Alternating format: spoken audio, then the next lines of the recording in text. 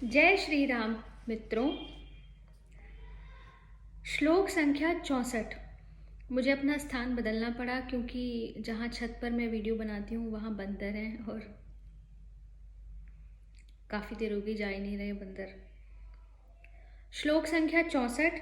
राग द्वेष वियुक्तेस्तु विषयानिन्द्रियेश्चरन् आत्मवश्यैर्विधेयात्मा प्रसादमधिगच्छति।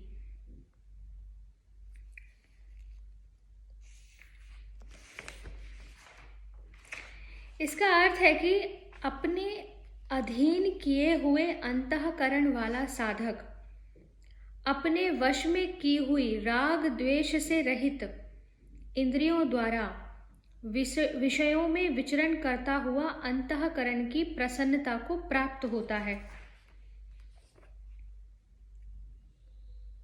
इस प्रकार मन सहित इंद्रियों को वश में न करने वाले मनुष्य के पतन का क्रम बतलाकर अब भगवान स्थित प्रज्ञ योगी कैसे चलता है, इस चौथे प्रश्न का उत्तर आरंभ करते हुए पहले दो श्लोकों में जिसके मन और इंद्रियां वश में होते हैं, ऐसे साधक द्वारा विषयों में विचरण किए जाने का प्रकार और उसका फल बतलाते हैं।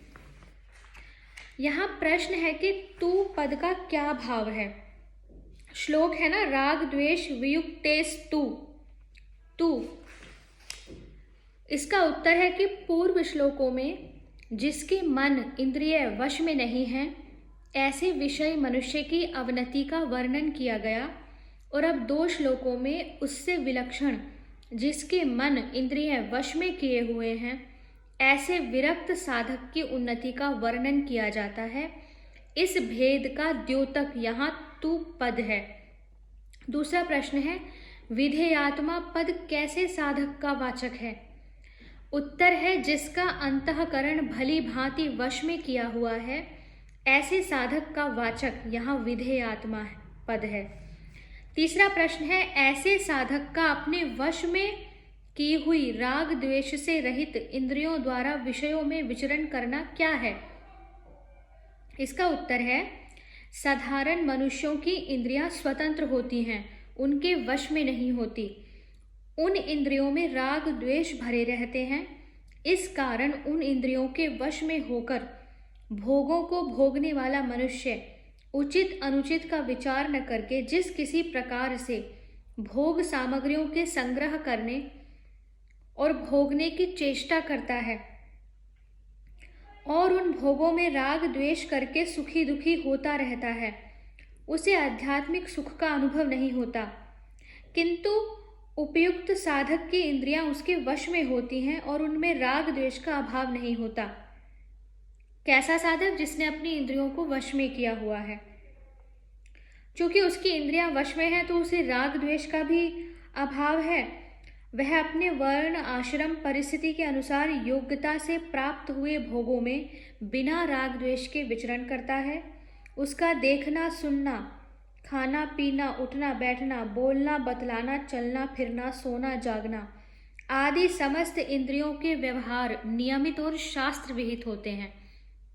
उसकी सभी क्रियाओं में राग द्वेष, काम क्रोध, लोभ आदि विकारों का अभाव होता है। यही उसका अपने वश में की हुई राग द्वेष रहित इंद्रियों द्वारा विषयों में विचरण करना है। प्रश्न है कि पहले 59वें श्लोक में यह कहा जा चुका है कि परमात्मा का साक्षात्कार हुए बिना राग का नाश नहीं होता, और यहाँ राग द्वेष रहित होकर विषयों में विचरण करने से प्रसाद को प्राप्त होकर स्थिर बुद्धि होने की बात कही है। यहाँ के इस कथन से ऐसा प्रतीत होता है कि परमात्मा की प्राप्ति से पूर्व भी राग द्वेष का नाश संभव है। तो इन दोनों कथनों में जो विरोध प्रतीत होता है उसका समन्वय कैसे होता है। इसका उत्तर है, दोनों में कोई विरोध नहीं है, क्योंकि 59वें श्लोक में तो राग द्वेष का अत्यंत अभाव बताया गया है। यहाँ राग द्वेष रहित इंद्रियों द्वारा विषय सेवन की बात कहकर राग द्वेष के सर्वथा अभाव की बात की गई है। तीसरे अध्याय के 40वें श्लोक में इंद्रियां, मन और बुद्धि इन तीनों को ही काम का अधिष्ठान बताया है। इससे यह सिद्ध होता है कि इंद्रियों में राग द्वेष न रहने पर भी मन या बुद्धि में सूक्ष्म रूप से राग द्वेष रह सकते हैं। परंतु 59वें श्लोक में अस्य पद का प्रयोग करके स्थिर बुद्धि पुरुष में राग द्वेष का सर्वथा अभाव बताया गया है। वहाँ केवल इंद्रियों में ही राग द्वेष के अभाव की बात नहीं है। अगला प्रश्न है, इंद्रियों से विषयों का संयोग न होने देना, यानी बाहर से विषयों का त्याग, इंद्रियों का संयम और इंद्रियों का राग द्वेष से रहित हो जाना, इन तीनों में श्रेष्ठ और भगवत प्राप्ति में विशेष सहायक कौन है? तो इसका उत्तर है, तीनों ही भगवान की प्राप्ति में सहायक हैं, किंतु इनमें बाह्य विषय त्याग की अपेक्षा इंद्रिय संयम और इंद्रिय संयम की अपेक्षा इंद्रियों का राग द्वेष से रहित होना विशेष उपयोगी और श्रेष्ठ है। यद्यपि बाह्य विषयों का त्याग भी भगवान की प्राप्ति में सहायक है, परंतु जब तक इंद्रियों का संयम और राग द्वेष का त्याग न हो तब तक केवल बाह्य विषयों के त्याग से विषयों की पूर्ण निवृत्ति नहीं हो सकती और न कोई सिद्धि ही प्राप्त होती है। तथा ऐसी बात भी नहीं है कि बाह्य विषय का त्याग किए बिना इंद्रिय संयम हो ही नहीं सकता, क्योंकि भगवान की पूजा, सेवा, जप, विवेक, वैराग्य आदि दूसरे उपायों से सहज ही इंद्रिय संयम हो जाता है एवं इंद्रिय संयम हो जाने पर अनायास ही विषयों का त्याग किया जा सकता है। इंद्रियां जिसके वश में हैं वह चाहे जब चाहे जिस विषय का त्याग कर सकता है। इसलिए बाह्य विषय का त्याग की अपेक्षा इंद्रिय संयम श्रेष्ठ है।